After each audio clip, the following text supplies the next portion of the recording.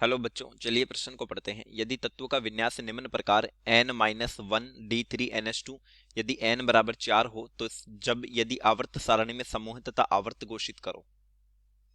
तो चलिए प्रश्न की मुख्य अवधारणा पे बात करते हैं। मुख्य अवधारणा, आवर्त सारणी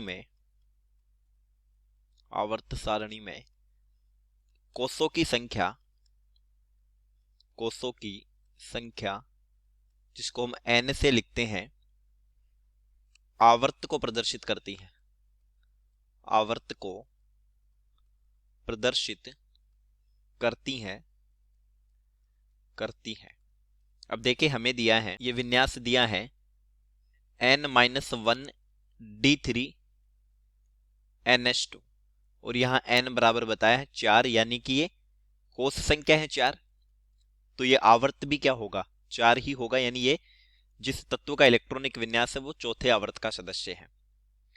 तो यहां पर ये हो गया 4-1 d3 4s2 यानी कि 3d3 4s2।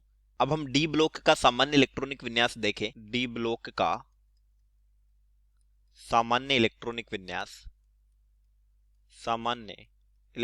विन्यास यह आता है n-1 d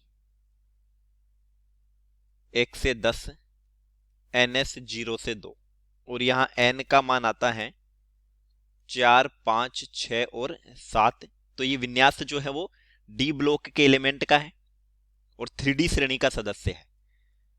3D श्रेणी का सदस्य। अब देखिए, 3D श्रेणी में विन्यास शुरू होता है 3d1 4s2। ये आता है स्कैंडियम का परमाणु क्रमांक 21 और ये जिस वर्ग का सदस्य है वो है थर्ड बी, क्योंकि हम जानते हैं डी ब्लॉक के जो सदस्य हैं वो वर्ग संख्या रखते हैं थर्ड बी से सेकंड बी, यानी तीसरे से 12वें वर्ग के सदस्य हैं।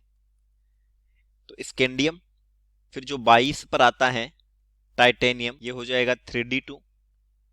23 पर आता है वेनेडियम और वेनेडियम का विन्यास होता है 3d3 4s2, यानी ये वर्ग संख्या थर्ड वर्ग का था, ये फोर्थ वर्ग का है, तो वेनेडियम हो गया फिफ्थ वर्ग का। तो यहां पर हम लिख सकते हैं कि समूह जो है वो तो है फिफ्थ और आवर्त है 4। चलिए, उम्मीद करता हूं प्रश्न समझ आया होगा। धन्यवाद।